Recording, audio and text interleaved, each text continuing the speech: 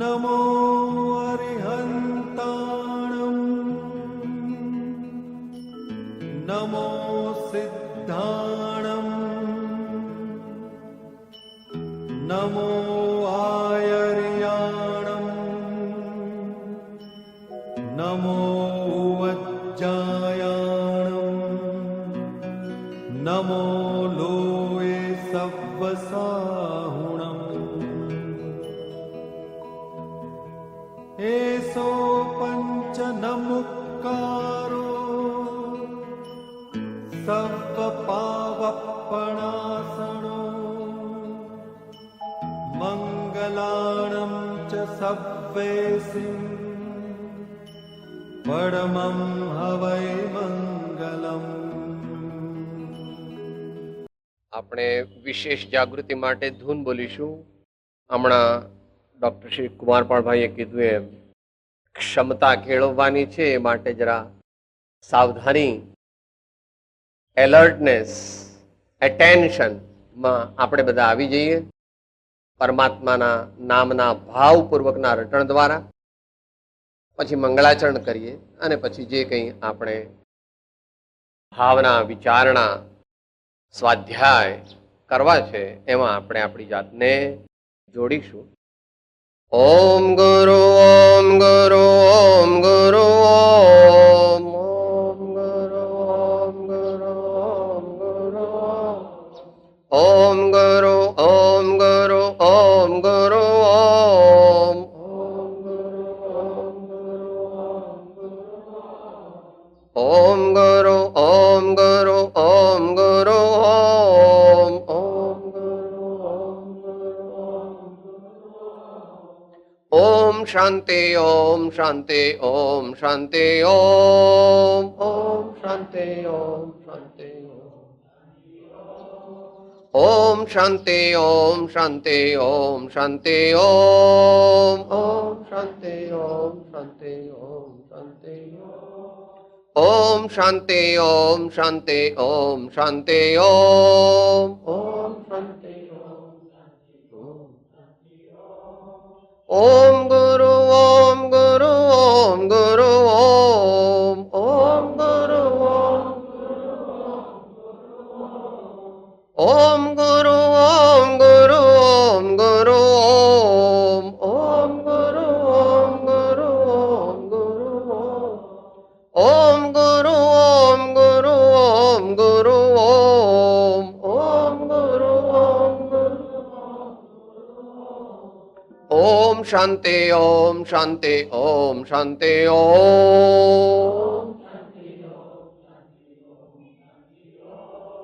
ઓમ શાંતિ ઓમ શાંતિ ઓમ શાંતિ ઓમ શાંતિ ઓમ શાંતિ ઓમ શાંતિ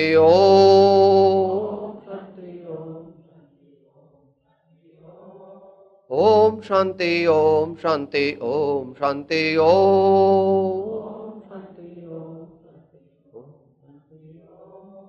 ઓમ શાંતિ ઓમ શાંતિ ઓમ શાંતિ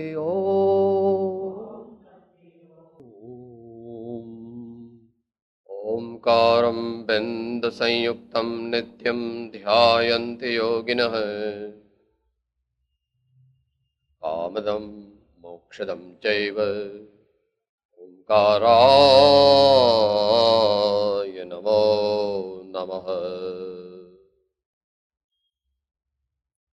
जिसने राग द्वेष कामादिक जीते सब जग जान लिया, सब जीवों को मोक्ष मार्ग का निस्पृह हो उपदेश दिया. बुद्ध वीर जिन हरिहर ब्रह्माया उसको स्वाधीन कहो, भक्ति भाव से प्रेरित हो यह चित्त उसी में लीन रहो. भक्ति भाव से प्रेरित हो यह चित्त उसी में लीन रहो. अज्ञानतिमिरान्धानां ज्ञानाञ्जनशलाकया चक्षुः उन्मीलितं येन तस्मै श्रीगुरवे नमः। मंगलमय मंगलकरन् वीतराग वेदज्ञान नमो ताय जाते भये अरिहंत आदिम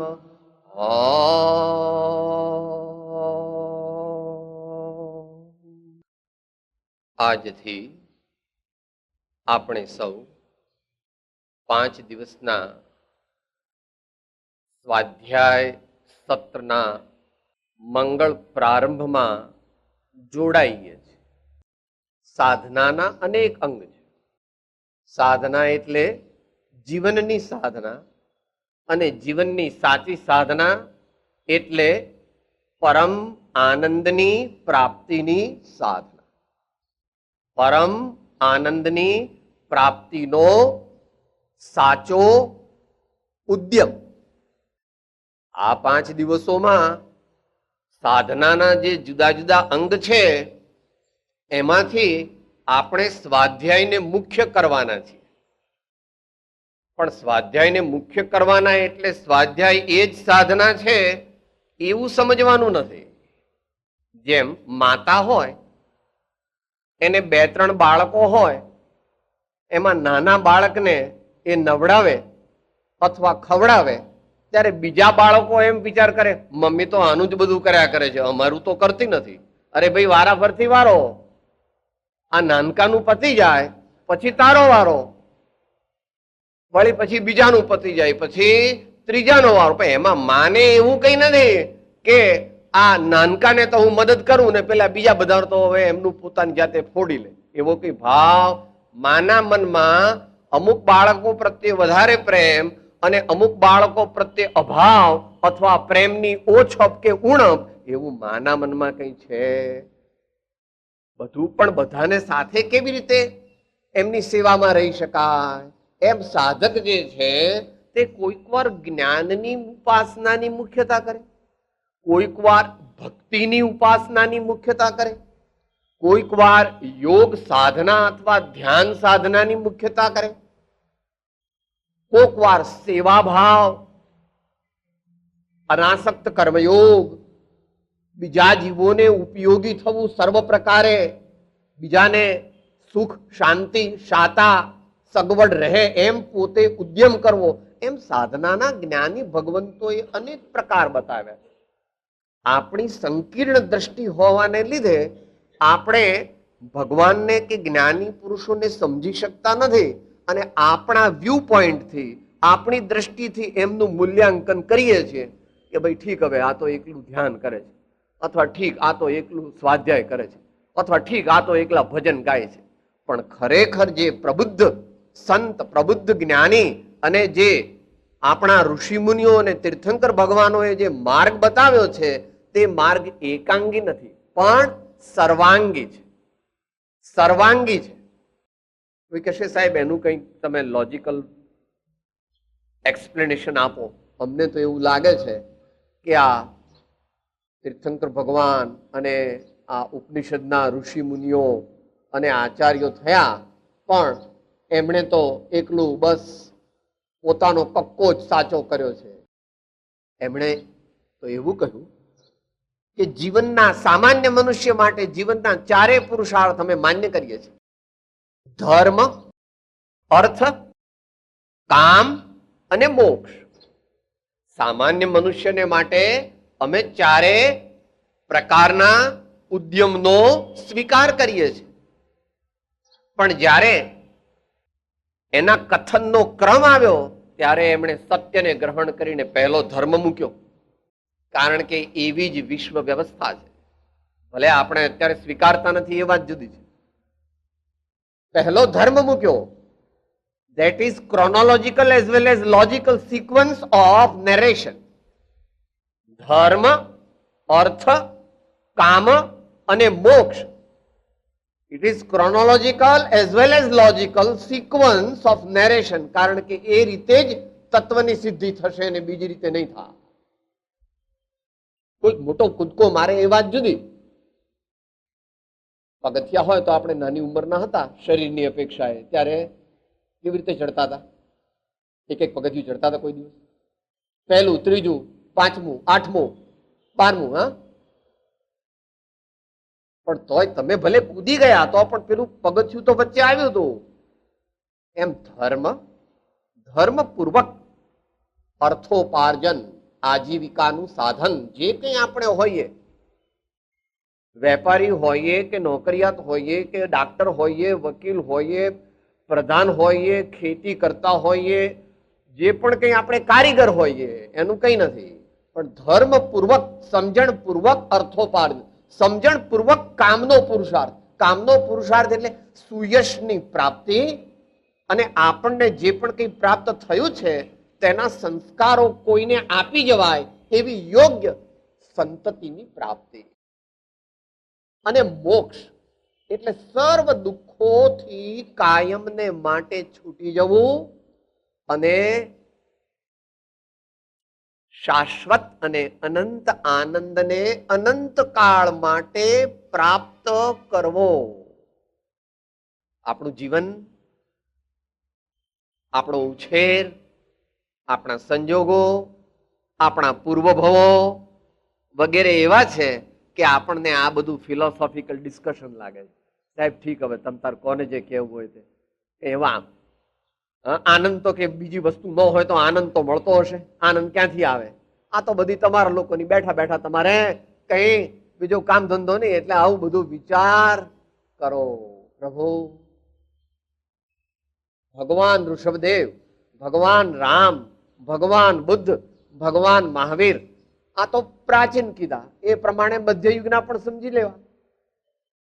કુંદકુંદાચાર્ય કે શંકરાચાર્ય કે ગુરુદેવ નાનક કે કબીરદાસજી કે અર્વાચીન લઈ લો, પરમહંસ શ્રી રામકૃષ્ણ કે શ્રીમદ રાજચંદ્રજી કે બીજા એવા જે કોઈ સંતો થયા, એમને દુનિયાનું કોઈ દુઃખ નહોતું. તારી પાસે તો અમુક વસ્તુ છે, એ તો અયોધ્યાના રાજા હતા, એ તો એવા મોટા સમ્રાટ હતા, માટે એમણે જે કહ્યું છે તે પોતાના અનુભવથી, પોતાના પૂર્ણ જ્ઞાનથી અને પોતાના પૂર્ણ વિચારથી કહ્યું છે. માટે આપણે વિચાર કરવો. મહાપુરુષોની વાણી, મહાપુરુષોનું કથન આપણને ન ગમે, આપણને ખોટું લાગે તો અત્યાર પૂરતી એને પેન્ડિંગ ફાઇલમાં મૂકી દેવું, પણ વેસ્ટ પેપર બાસ્કેટમાં મૂકવું નહીં. અત્યારે તમને એમ લાગે કે સાહેબ ઠીક છે, આવું બધું હા ઠીક, હવે હા તમે કહો અમે જરાક આવી ગયા, આવું બધું કઈ વાંધો નહીં.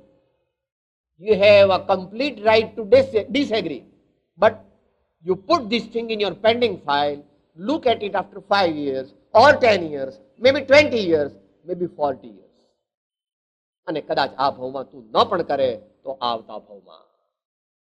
ભગવાન અને સંતોની વાત અને વાણી આપણે વેસ્ટ પેપર બાસ્કેટમાં ન મૂકતા, અત્યારે મને ટાઈમ નથી, અત્યારે મને બેસતું નથી, અત્યારે મને અનુકૂળતા નથી, સંયોગ નથી, એમ કરીને પેન્ડિંગ ફાઇલમાં મૂકવું, પણ પાછું વર્ષે, 2 વર્ષે, 5 વર્ષે એ ઉઘાડી અને વિચારવું. માટે આપણે માત્ર અહીંયા સ્વાધ્યાય કરવાના નથી, આપણે સ્વાધ્યાય ના માધ્યમથી બહારમાં તો આપણે દીપક પ્રગટાવ્યો, પણ અહીં આપણે આપણા હૃદય મંદિરમાં દીપક પ્રગટાવવાના છીએ. અહીંયા પ્રગટાવેલો દીપક વધારે પડતા પવનથી ઓલવાઈ ગયો, ઓલવાઈ જાય છે. એવી રીતે આપણે જે દીપક પ્રગટાવીશું, જ્ઞાનનો, જાગૃતિનો, ભક્તિનો, વૈરાગ્યનો, સેવાનો, એ પણ વારંવાર અનેક પ્રકારના આવા ઝંઝાવાતથી બુઝાઈ જશે. તો પણ સંતો તો કહે છે, તમારા કવિઓ અને તમારા દુનિયાના મોટા માણસો પણ કહે છે Try and try again, boys, you will succeed at last. Try and try again, boys, you will succeed at last.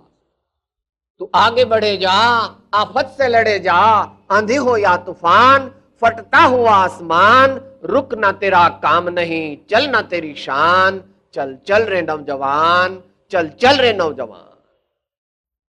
માટે આ કઈ 2-5 દિવસનું સત્ર છે, એમાં તો આપણે એક પેલી ગાય હોય ને, ભેંસ હોય, એ ખાતી વખતે 2-3 પૂળા ખાઈ લે અને પછી આંબા નીચે જઈ અને બધું બહાર કાઢીને વાગોળે વાગોળે વાગોળે વાગોળે. એમ આપણે અહીંયા આગળ જે અભ્યાસી ભાઈઓ હોય તેઓ તો સવારની વાત સાંજે જ પાકી નોંધ બનાવી લે. અત્યારે નોંધ બનાવે અને સાંજ સુધીમાં એની પાકી નોંધ બનાવી લે અને રાતની જે નોંધ હોય તે ઘેર જઈને કાં તો 10:30-11 વાગે અને કાં તો સવારે 5 વાગે ઉઠીને એની નોંધ પાકી બનાવી લે. જ્ઞાનાર્જન, જ્ઞાનાર્જન. જ્ઞાની ભગવાન કહે છે, ભાઈ સત્યને ભેગું કરો, સત્યને ભેગું કરો, સત્યને ભેગું કરો તો એમાંથી સફળતા અને સહજાનંદની જ્યોત પ્રગટશે. સત્યથી સફળતા મળે છે, સત્યથી સહજાનંદ પ્રગટે છે, કારણ કે આપણો સ્વભાવ સત્ય છે. આપણો સ્વભાવ સત્ય છે. માટે આપણે જે વિષય લેવાના છીએ એનો હવે થોડો પ્રારંભ કરીએ. જે થોડી મિનિટો આપણી પાસે જેટલી હોય એમાં અત્યારે તો આપણે માત્ર થોડી ભૂમિકાનો વિચાર કર્યો કે આપણે માત્ર સાંભળ્યા, રાજી થયા, ઠીક છે, ચાલો કંઈક મજા આવી સાંભળવાની, એટલા માત્રથી આપણે રોકાઈ જવાનું. હા, દરેકની પોતાની શક્તિ, દરેકની પોતાની શક્તિ. ગંગા વહે છે, ગંગા વહે જ છે, તો એમાંથી કેટલાક તો નાય છે અને થોડું પાણી પી લે છે, પરંતુ લોટો નથી. પણ કેટલાક લોટો ભરીને સાથે લઈ જાય. કેટલાક પેચ વાળો લોટો આવતો હતો ને ભાઈ, પહેલા સિનિયર્સ ને તો ખબર છે, પેચ વાળો લોટો આવતો હતો ને એ ભરીને ઘેર લઈ જાય ગંગાજળ. કોઈક વળી મોટું પીપ બેરલ ભરીને લઈ જાય અને બનારસ મ્યુનિસિપાલિટી વાળા મોટા ટેન્કર ભરીને લઈ જાય, મોટા ટેન્કર ભરીને લઈ જાય. એમ દરેક માણસ કાંઈ જ્ઞાની ભગવાનની વાત એક સરખી સ્વીકારતો નથી, સ્વીકારવાનો પણ નથી. એમ જ્ઞાની ભગવાન પોતે પણ જાણે છે, પરંતુ દરેકને કહે છે, ભાઈ થોડું પણ જો તું ગ્રહણ કરીશ તો તને તેટલી શાંતિ મળશે. જે જેટલું ગ્રહણ કરે તેને તેટલી શાંતિની પ્રાપ્તિ. પણ જે 1% અભ્યાસી અને સાધક હોય, 0.5% જે અભ્યાસી અને સાધક હોય, તેણે તો હંમેશા ઊંચું લક્ષ્ય રાખવું. A low aim is a crime. Failure is not a crime. A low aim is a crime. Failure is not a crime.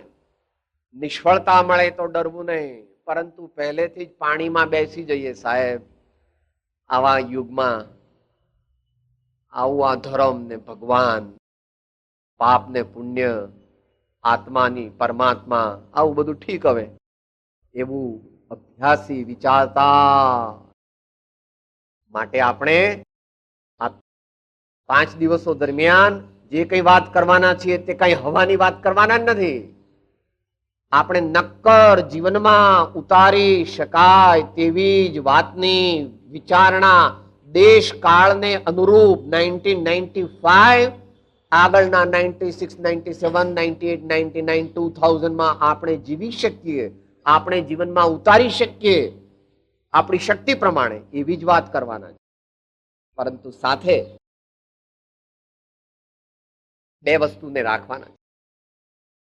એક છે મહાપુરુષોની વાણીનો યથાયોગ્ય વિનય સહિત સ્વીકાર.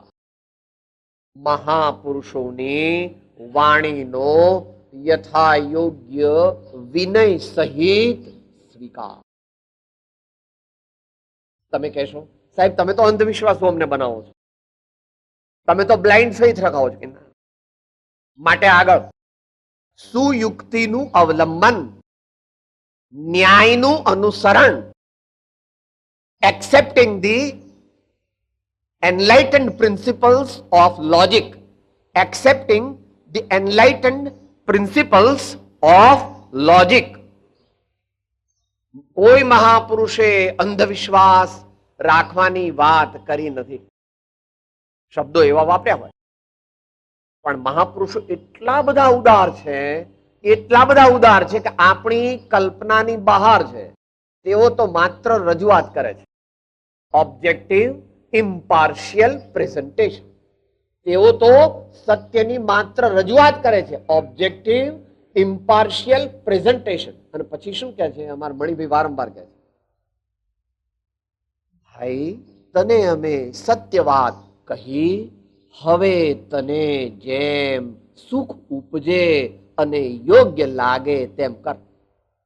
હે ભાઈ, હે વત્સ, હે પુત્ર, હે ભવ્ય, હે શિષ્ય, હે મહાનુભાવ, હવે તને જે યોગ્ય લાગે, તને સુખ ઉપજે તેમ તું કર. તેમનું અભૂતપૂર્વ નોન ડોગમેટિઝમ આપણને આશ્ચર્ય ઉપજાવે. આટલા મહાન, આટલા પૂર્ણ જ્ઞાની, છતાં પણ પોતાની વાત બીજા ઉપર થોપતા નથી, બીજા ઉપર લાદી દેતા નથી. અને આપણે તો ઘરમાં છોકરાને કે આમ નહીં ચાલે, મારા ઘરમાં રહેવું હોય તો આમ જ કરવું પડશે. આપણે આપણી સંસ્થામાં, અરે મને બધી ખબર પડે, તમને લોકોને કઈ ખબર પડતી નથી, હું કહું તેમ કરો. આપણા જીવનમાં કેટલું બધું આગ્રહ, આગ્રહ નથી, દુરાગ્રહ, હઠાગ્રહ, મતાગ્રહ, સંપ્રદાય આગ્રહ આવું છે. અને તેથી આપણા જીવનમાં સત્ય જ્ઞાનનો પ્રકાશ થતો. ભગવાન કહે છે, સંતો કહે છે પોતાનાનું, ભાઈ તારું હુંપદ, તારું ડોગમેટિઝમ, હા, હું જ એકલો સાચો, હું જ એકલો સમજુ, તમે બધા કઈ જાણતા નથી, એવો ભાવ જ્યાં સુધી છે ત્યાં સુધી સત્યનો સાક્ષાત્કાર થયો, ત્યાં સુધી હજુ સાચી ભૂમિકા પણ બંધાઈ. આ ત્રણેય વાતને આપણે સાથે લઈને ચાલવાના છીએ. પ્રેક્ટિકલ એપ્રોચ, જે આપણે પ્રયોગ કરી શકીએ એવી જ મોટા ભાગની વાત આપણે કરીશું. બીજું, મહાપુરુષોની વાણીનો વિનયપૂર્વક સમીચીનપણે સ્વીકાર. કારણ કે આપણું જ્ઞાન આપણી સાંકડી શેરી જેટલું, આપણું જ્ઞાન આપણી સાંકડી શેરી જેટલું. ભલે આપણે માનતા નથી, આપણે માનતા નથી, કારણ કે તમે એમ કહો સાહેબ મને 12 લેંગ્વેજ આવડે છે, સાહેબ મેં આટલા 22,000 પુસ્તકો વાંચ્યા છે, સાહેબ મને આટલી વસ્તુઓ યાદ. ભાઈ તોય પણ પુસ્તક જ્ઞાન તે જુદી વાત છે ને અનુભવ જ્ઞાન તે જુદી વાત છે બાપા. એકલું પુસ્તક જ્ઞાન તે આપણને મોક્ષ માર્ગમાં લઈ જતું નથી. ધર્મનો ગ્રંથોનું જ્ઞાન જરૂરી છે, ઉપકારી છે, પરંતુ એકલું એ પુસ્તકનું જ્ઞાન તે આપણને આત્મજ્ઞાનની પ્રાપ્તિ કરાવતું નથી. એને માટે સદગુરુનો સમાગમ વગેરે જોઈશે. એ માટે આપણે આગળ હવે ચાલીએ છીએ. ત્રીજી વસ્તુ કીધી હતી સુયુક્તિ, ન્યાય, લોજિક. મહાપુરુષોના વાક્યો વિચારવા જેવા છે. જે ભાઈઓએ વાંચ્યું હોય તેમને ખબર છે. શ્રી સમયસારની 5મી ગાથામાં આચાર્ય મહારાજે પોતાનો વૈભવ કહ્યો, ત્યાં પણ સુયુક્તિને મૂકી છે. આપણા મનમાં, આપણા અંતરમાં હજુ એ બેસતું નથી, પણ જેમ જેમ આપણી પાત્રતા વધશે એમ બેસશે. હવે આપણે જે વિષયનો વિચાર કરવાના છીએ એ વિષયનો પ્રારંભ કરીએ એ પહેલા આખા સત્રનો સાર આપણે 12 મુદ્દામાં વિચારી લેવાના છે, ટૂંકા ટૂંકા. પછી આપણે વિચાર કરવાના છીએ. પાપ, પુણ્ય અને ધર્મ એ સવારનો વિષય છે, અને રાત્રિની બેઠકનો વિષય છે મધ્યયુગના સંતોની પ્રેમધારા. એટલે જ્ઞાન, તત્વજ્ઞાન અને યોગ એની મુખ્યતા સવારે રહેશે, અને ભક્તિ માર્ગ એની મુખ્યતા રાત્રિના રહેશે, પણ વોટર ટાઇટ કમ્પાર્ટમેન્ટ નથી. મોક્ષ માર્ગમાં જુદા જુદા સાધનો તે વોટર ટાઇટ કમ્પાર્ટમેન્ટ માટે આપણે વિષય ચાલુ કરીએ પહેલા આપણે 5 દિવસ પૂરા થશે અને આપણે સત્ર પૂરું થશે એટલા દિવસમાં શેનો અભ્યાસ કરવાના છીએ થોડો ઘણો, અને પછી આગળ ઉપર 12 મહિના અથવા તો આગળના આગામી જીવનમાં શું વિષયનો વિચાર કરવાના છીએ, કેવું જીવન જીવવાના છીએ, એ વિશે આપણે ટૂંકમાં વિચારણા કરી. સાદી વાત લાગશે, પણ આપણે પ્રેક્ટિકલ વિચારવા બેઠા છીએ. પહેલી 4 વાત છે, બધાને ખબર છે છતાં યાદ નહીં. કમ ખાના, ગમ ખાના, नम जाना और प्रेम बढ़ाना. कम खाना, नम गम खाना, नम जाना और प्रेम बढ़ाना. સાદી વાત એ આપણે આપણા જીવનમાં ઉતારવાનું છે. બીજું, આ બહુ જોરદાર છે. આ જે છે બહુ જોરદાર છે, માટે धीरे से बोलो, प्रेम से बोलो, आदर देकर बोलो, जरूरत होने पर बोलो. પણ ભૂલી જઈએ, જ્યારે પ્રસંગ આવે છે ત્યારે હાકોટા કરીએ છીએ. પ્રસંગ આવે ત્યારે ઇવન હાથ પણ ઉપાડી દઈએ, ગાળ પણ અપશબ્દ બોલાય નહીં એવો શબ્દ પણ બોલી દઈએ. તો મહાપુરુષો કહે છે કે ધીરે સે બોલો, प्रेम से बोलो, आदर देकर बोलो, जरूरत होने पर बोलो. પહેલામાં પાપના ત્યાગની વાત છે, બીજામાં પુણ્યની વૃદ્ધિની વાત છે, અને હવે ધર્મની વૃદ્ધિ માટે એ કઈ 5 દિવસમાં કે 25 દિવસમાં કે 2-4 વર્ષમાં ધર્મ પ્રાપ્ત ન થાય બાપા. ધર્મ પ્રાપ્ત કરવા માટે દાયકાઓની સાધના જોઈએ, અને બીજું શું જોઈએ એ પ્રેક્ટિકલ. આપણે સત્સંગનો ઉદ્યમ કરીશું. સત્સંગ, આપણે સત્સંગનો ઉદ્યમ કરીશું.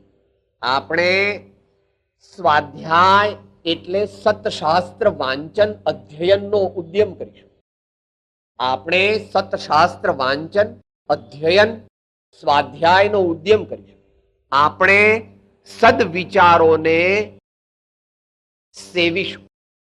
આપણે સારા વિચારો મનમાં લાવીશું, ભાવીશું, ઉત્પન્ન કરીશું, અને સદાચાર પૂર્વક જીવન વિતાવીશું.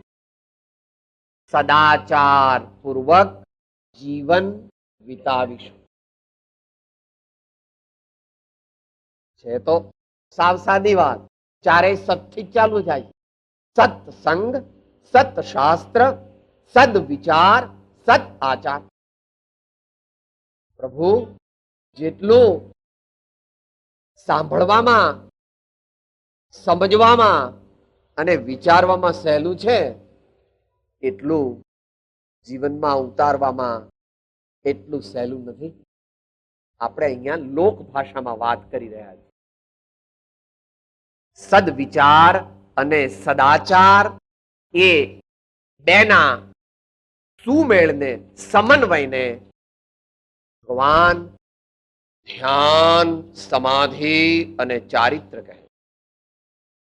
જેના વિચારમાં સદવિચાર દ્વારા સદાચાર અને ચારિત્ર પ્રગટે તેને ભગવાન શાસ્ત્ર ભાષામાં સમાધિ અથવા ચારિત્ર કહે. આટલી ભૂમિકા પછી આપણે હવે એ વિષયને ચાલુ કરીએ. આપણો વિષય છે પાપ, પુણ્ય અને ધર્મ. લાંબુ ચાલવાનું છે. પણ એ વિષયમાં જો આપણે જરાક જાગૃત રહીશું તો કંટાળો નહીં આવે. કારણ કે દરરોજ જુદું જુદું જુદું. તમારી મમ્મી દરરોજ તમારા માટે કઈ નવું બનાવે છે. હા, દરરોજ કે ભાઈ રમેશને આ ભાવે છે, સુરેશને આ ભાવે છે, આ મીઠાઈ, આ ફરસાણ, આવા ઢોકળા, આવી પૂરણપોળી, આવા પાપડ. મમ્મીને બધી ખબર છે. એમ સંતો જે છે એ આપણને મોઢા પરથી સમજી જશે કે હવે ટાઈમ પૂરો થવા આવ્યો છે. માટે આપણે એવું વિચારીએ કે સાહેબ મારા મનમાં હોય એ તમને શું ખબર પડે. પ્રભુ, દુનિયાના મનુષ્યોને 5 સેન્સ છે અને જ્ઞાનીઓને 6+. 6th સેન્સ તો દુનિયાના અનુભવીઓને પણ હોય છે. મોટો ઝવેરી હોય, મોટો કાપડનો વેપારી હોય, મોટો ખેડૂત હોય, દૂરથી કહી દે આ તમે બટનમાં તમારે હીરો છે ને એની કિંમત 1.5 લાખ થાય. અહીંયા બેઠા બેઠા કહી દે. કાપડનો વેપારી હોય ને એ કહી દે આ તમારો લોનનો જથ્થો છે ને એના તાર એ 100-120 નો એનો કાઉન્ટ છે. આ તમારા જબ્બાનો લોન જે છે ને એનો કાઉન્ટ કેટલો છે? 100-120 નો. દૂરથી કહી દે. મોટા ડોક્ટરો હોય ને, તમે એમના કન્સલ્ટિંગ રૂમમાં દાખલ થાવ ને ત્યાં નિદાન કરી દે છે અમુક રોગોનું. પણ 100 રૂપિયા લેવાના છે એટલે બધું પ્રોસિજર તો કરવો પડે ને. એટલે આમ કરે છે, આમ કરે છે, આમ કરે છે, આમ કરે છે, પાછા પેલા અંધારા રૂમમાં લઈ જાય છે, પાછું આમ કરે છે. તમને એમને કહી દે લો તમને આ દવા છે તો 100 રૂપિયા લીધા મને કઈ તપાસ તો ન કરી. હે, દુનિયાના અનુભવીઓને પણ 6th સેન્સ તો છે, પણ જ્ઞાનીઓને 6th+ સેન્સ. એટલે શું સાહેબ? એટલે શું? તારી મુદ્રા, તારી બેઠક, તારું આસન, તારી આંખોની મૂવમેન્ટ, તારા ભવર, તારી મૂછો, તારા કપડા, એ ઉપરથી તારા આત્માનું મૂલ્યાંકન તેમના અંતરમાં સહજપણે થઈ જાય. પણ તેઓને તારા પ્રત્યે વ્યક્તિગત રાગ પણ નથી અને વ્યક્તિગત દ્વેષ પણ નથી. તે તો છે પ્રેમનો પારાવાર. તેઓ તો છે પ્રેમનો પારાવાર. તો પાપ વિશે ઇન્ટ્રોડક્શન કરીએ. અત્યારે કોઈ પણ સંપ્રદાય કે ધર્મ પ્રમાણે આપણે સાધના કરતા હોઈએ, દરેક ધર્માત્માઓએ આપણને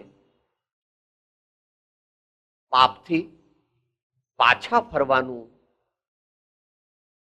પાપ ઘટાડવાનું, પાપથી વિવેકપૂર્વક, બળપૂર્વક પાછા પગલા ભરવાની આજ્ઞા જે કરેલી છે તે યુનિવર્સલ, ઇન્ટરનેશનલ, સાર્વજનિક, સાર્વત્રિક, સાર્વકાલિક, સાર્વજનીન. કોઈ એવું ધર્માત્માએ તમે કીધું હોય, સાચા ધર્માત્મા, કે બીજાને મારી નાખવા, જરૂર પડે તો આપણું કામ કરવા માટે મારી નાખો, બીજાને છેતરી દો, આટલું જૂઠું તો બોલવું જ જોઈએ, આટલી હિંસા તો કરવી જ જોઈએ, એવું કોઈ ધર્માત્મા, સ્ટાન્ડર્ડ ધર્માત્માની વાત જે પેલા ભેગ કરે છે એની વાત નથી. જે આપણા જીવનની અંદર પાપ વધારવાની પોતે જીવનમાં વર્તના કરતો હોય અને બીજાઓને પાપ વધારવાની પ્રેરણા આપતો હોય તો જાણવું કે અહીંયા કંઈક દાળમાં કાળું છે. પાપથી જીવ સુખી થાય એવું નથી. પાપ આપણે કરીએ છીએ એ વાત જુદી છે, પાછું પ્રેક્ટિકલ એ છે. અમુક પાપ આપણે કરવું પડે છે, કારણ કે સૂક્ષ્મ પાપની વ્યાખ્યામાં ગૃહસ્થ ધર્મ એમાં સર્વ પ્રકારે આપણે પાપનો ત્યાગ કરી શકતા. સર્વ પ્રકારે ગૃહસ્થ ધર્મમાં આપણે કંઈકનું કંઈક તો એવું કરવું જ પડે કે જેથી નાની મોટી પાપની ક્રિયા થાય. પણ છતાં એ આપણે અનઇન્ટેન્શનલી કરતા નથી, અથવા ખપ પૂરતું કરીએ છીએ. હવે આ કુમારપાળભાઈ બધાને પૂછો, અત્યારે વિદેશમાં હમણાં નવું સાયન્સ નીકળ્યું છે. નવું એટલે બહુ નવું તો નથી, 20 વર્ષથી નીકળ્યું છે. Environmental ecology. આ વાત આપણા ઋષિ મુનિઓએ અને તીર્થંકરોએ બહુ વર્ષો નહીં, સેન્ચુરીઝ નહીં, માઇલેનિયમ પહેલા કહેલી છે, હજારો વર્ષ પૂર્વે કહેલી.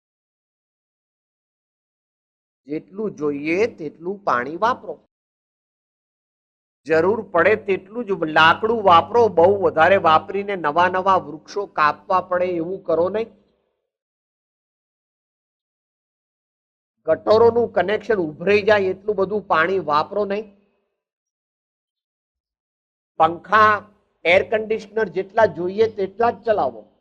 આપણે તો બહાર નીકળી જઈએ, લાઈટો ચાલુ છે, પંખા ચાલુ છે, એર કન્ડિશનર, નોકર બંધ કરશે, નોકર બંધ કરશે. પણ નોકર તો નોકર છે. નોકરની અક્કલ નોકર જેટલી જ હોય, શેઠ જેટલી ન હોય. બધાની અક્કલ સરખી હોય દુનિયામાં તો એક કલેક્ટર હોય, એક પિયુન હોય, એક પ્રાઇમ મિનિસ્ટર હોય અને એક ઉદ્યોગપતિ હોય એવું બને નહીં. બધાનું એક સરખું મગજ નથી. પાપની વાત ચાલે છે, એમાં આપણા દૈનિક જીવનની જાગૃતિની વાત કરવાની. હા, પાપ આપણે છોડી શકીએ એવી આપણી અત્યારે ક્ષમતા નથી. પરંતુ જે પાપ કરીએ એટલે કરવા પડે તો સાંજના સૂતા પહેલા પરમાત્મા અને સદગુરુની, સત્પુરુષોની સાક્ષીએ આપણે અવશ્ય તે પાપનું પ્રાયશ્ચિત્ત કરી લઈએ અને ભગવાનને પ્રાર્થના કરીએ કે હે પ્રભુ, આવતીકાલના જીવનમાં મારે આજે કર્યું તેનાથી ઓછું પાપ કરીને મારું જીવન ચાલી જાય અને મારું જીવન કંઈક આગળ વધે એવી આપને હું પ્રાર્થના કરું છું. ક્ષમતાની વાત થઈ. નમ્રતા, સમતા, ક્ષમતા અને મમતા. ક્ષમતા ઇઝ શક્તિ અને મમતાનો અર્થ ત્યાં મમતા એટલે મોહ ન લેવો. મમતાનો ત્યાં અર્થ કરવો વિશ્વ પ્રેમ, મૈત્રી, યુનિવર્સલ ફ્રેન્ડશિપ, સર્વાત્મ દ્રષ્ટિ. સર્વાત્મ દ્રષ્ટિ મમતાનો અર્થ એવો. અહીંયા ક્ષમતાની વાત છે. ભગવાન પાસે આપણે દરરોજ આગળ કરેલા પાપોનો હું હવે પ્રાયશ્ચિત કરું. ભવિષ્યમાં મારે ઓછા પાપથી મારું જીવન ચાલી જાય અને મને મારા જીવનમાં વૃદ્ધિ થાય, ધર્મની, પુણ્યની વૃદ્ધિ થાય એવું હે પ્રભુ મને શક્તિ આપ. પાપ પુણ્ય ને ધર્મ છે, એમાં પહેલું જે છે એને કન્ટિન્યુઅસ ઘટાડતા જવાનું છે. બીજું છે એને વિવેકપૂર્વક વધારવાનું છે. પણ એ ધ્યેય નથી. વિવેકપૂર્વક વર્તમાનમાં વધારવાનું છે, પરંતુ એ અંતિમ ધ્યેય નથી. ધ્યેય છે ધર્મ. અને એ શું છે એ આપણે યથા પદવી યથા સમય વિચારીશું. પણ એ આપણું દીવાદાંડી છે. આપણું અંતિમ ધ્યેય, આપણો અંતિમ આદર્શ, આપણું ગંતવ્ય સ્થાન, આપણું પ્રાપ્તવ્ય સ્થાન એ ધર્મ છે. પરંતુ ત્યાં જવા માટે સાધન જે છે એ પુણ્યના માર્ગ વિના પ્રાપ્ત થતું નથી. અને તેથી આપણે અહીંયા મહાત્મા ગાંધીજીના માર્ગદર્શક, જેમને તેઓ કવિ રાયચંદભાઈ કહેતા, પાછળથી જેઓ શ્રીમદ રાજચંદ્ર એ નામથી પ્રસિદ્ધ થયા, આપણે ભક્તજનો જેમને પરમ કૃપાળુ દેવ કહીએ છીએ, અને જેમના એક પદ્ય એનું અવતરણ આપની પાસે છે. અમૂલ્ય તત્વ વિચાર 16 વર્ષની ઉંમરે, 16 વર્ષ ને 5 મહિના એ ઉંમરે તેઓએ આ કાવ્ય બનાવેલું છે. એક એક લીટી જે પ્રમાણે બોલું એ પ્રમાણે આપણે ઝીલીએ અને પછી પાપથી નિવર્તવા માટે કેવી રીતે ઉદ્યમ કરવો એની વાત આપણે કરશું. એક એક લીટી ઝીલવાની છે.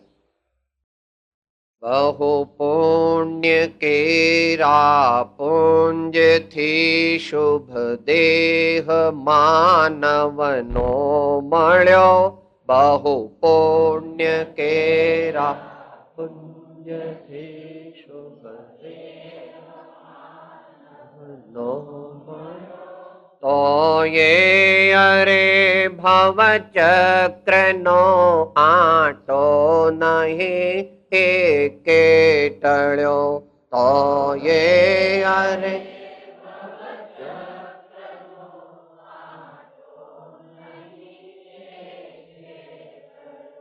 સુખ પ્રાપ્ત કરતા સુખ ટળે છે. લેશ એલ શેલ હો. સુખ પ્રાપ્ત કરતા સુખ ટળે છે. લેશ એલ શેલ. ક્ષણ ક્ષણ ભયંકર ભાવ મરણે કા અહોરાચી રહો. ક્ષણ ક્ષણ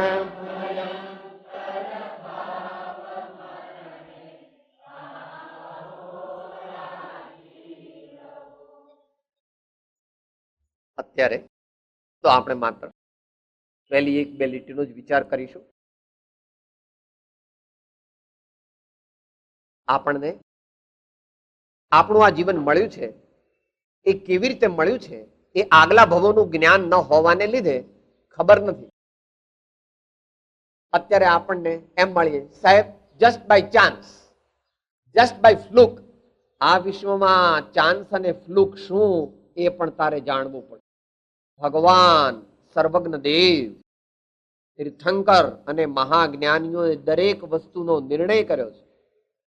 માટે ફ્લુકથી કે ચાન્સથી તને મળ્યું નથી.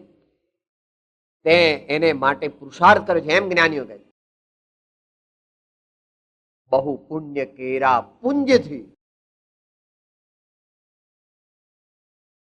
A big collection of virtuous acts. A big collection of virtuous acts. એનાથી આપણને આવો મનુષ્ય ભાવ મળ્યો છે. શુભ શબ્દ મૂક્યો. કેમ શુભ શબ્દ મૂક્યો? બધા માનવ દેહ શુભ નથી, અંશે શુભ છે. આ દેહધારી એસ્કિમોના પ્રદેશમાં જન્મે તો શું થાય? સવારે ઉઠી અને રેન્ડિયર પર બેસી અને માછલી મારવા જાય. રાતના આવે એ માછલી શેકીને સૂઈ જાય, ખાઈ. એના વીતી જાય 100 વર્ષ કે 80 વર્ષ. પિગ્મી તરીકે એમેઝોનના જંગલમાં આફ્રિકામાં જન્મે તો શું કરે?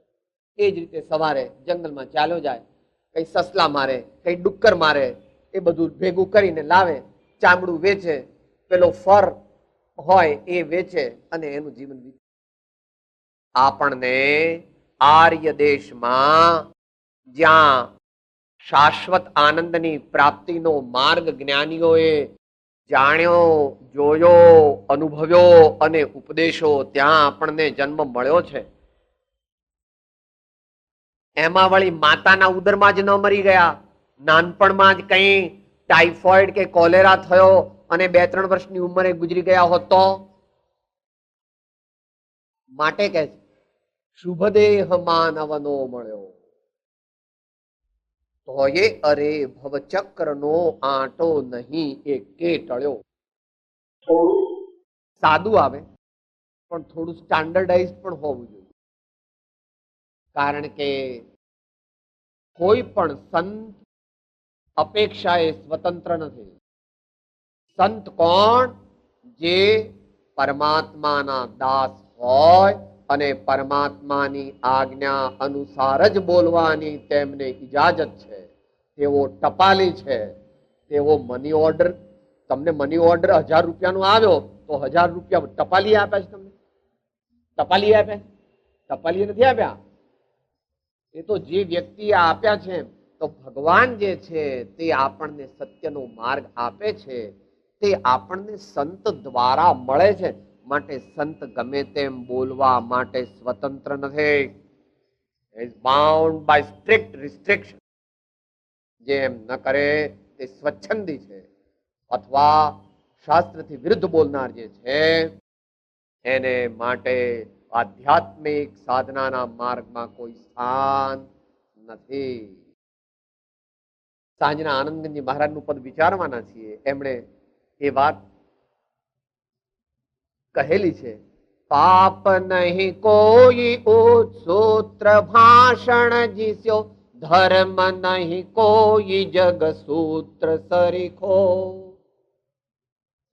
સૂત્ર અનુસાર જે ભવિક ક્રિયા કરે, તેહનું શુદ્ધ ચારિત્ર પરીખો. સંતને કોઈ લાયસન્સ નથી કે ગમે તેમ બોલે. એના પ્રભુ, એના સ્વામી, એના સદગુરુદેવ તેઓએ જે પ્રમાણે સ્ટાન્ડર્ડાઇઝ કર્યું હોય એ વિધિન લિમિટ્સ, જો એ લક્ષ્મણ રેખા ઓળંગે તો જેમ સીતા જેવી મહાસતીનું પણ હરણ થઈ ગયું, એમ એનું સંતત્વ પણ તૂટી જાય. માટે સાંજે જે વિચારણા કરવાના છીએ, એટલે હવે તો કાલે આવશે, કારણ કે આ વિષય સવારની બેઠકનો છે. શાસ્ત્રોમાં પાપનું વર્ણન મોટું છે. આપણે તો માત્ર એનો એક બર્ડ્સ આઈ વ્યૂ લેવાના છે.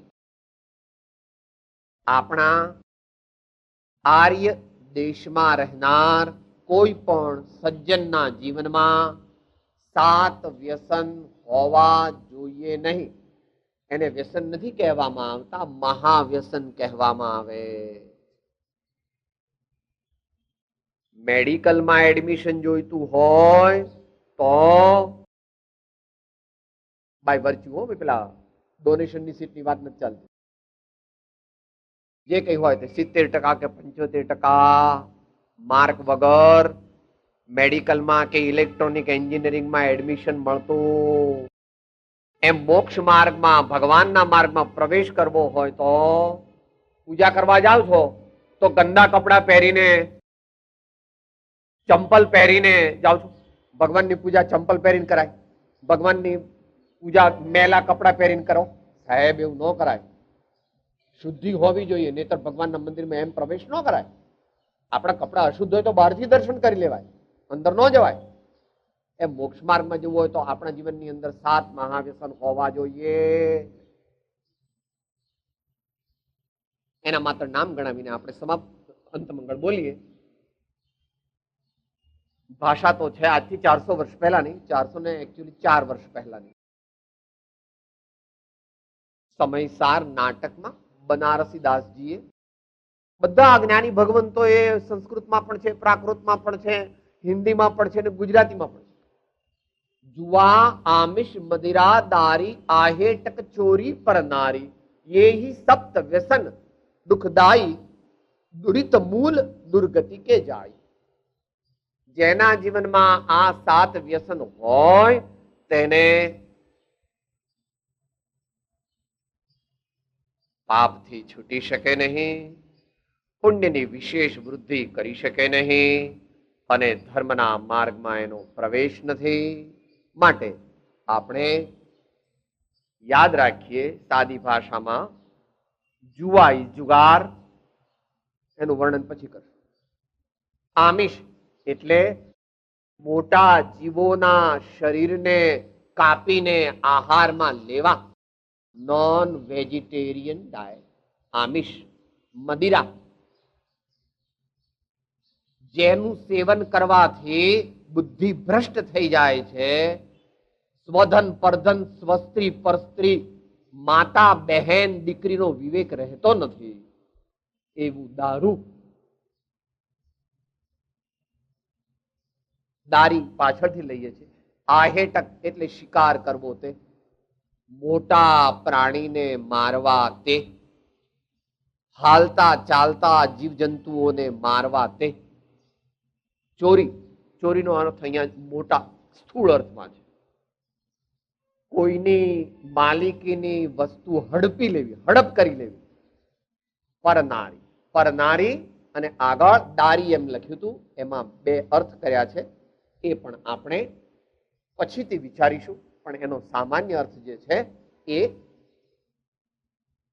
સમાજ, અગ્નિ અને પંચની સાક્ષીએ ધર્મપત્ની રૂપે સ્વીકાર કરેલી પોતાની સ્ત્રીમાં જ સંતોષ માનવો અને કોઈ પણ અન્ય સ્ત્રી પ્રત્યે કુદ્રષ્ટિ ન કરવી, કોઈ પણ પ્રકારે ન કરવાનો ઉદ્યમ કરવો, તેને અનુરૂપ જીવન વ્યવહાર કરવો, એમ 7 મહાવ્યસન ભગવાને, સંતોએ, આચાર્યોએ, નીતિકારોએ કહેલા છે.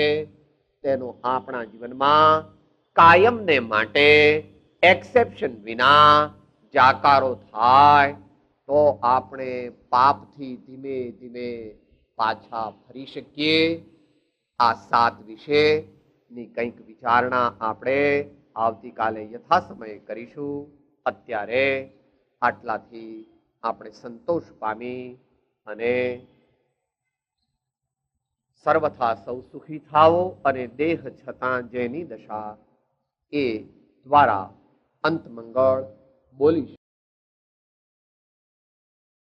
સર્વથા સહો સુખી થાઓ, સમતા સહો સમાચરો, સર્વત્ર દિવ્યતા વ્યાપો, સર્વત્ર શાંતિ વિસ્તરો. દેહ છતાં જેની દશા વરતે દેહાતે, તે જ્ઞાનીના ચરણમાં હો વંદનય ગણી. સદગુરુ દેવ પરમ કૃપાળો દેવ કી જય. ત્રિલોકના નાથ કી જય. સબ સંતન કી જય. આનંદ. ઓમ શાંતિ. હું આત્મા છું, આપનો સેવક છું, સૌનો મિત્ર છું. હું આત્મા છું, આપનો સેવક છું, સૌનો મિત્ર છું. હું આત્મા છું, આપનો સેવક છું, સૌનો મિત્ર છું.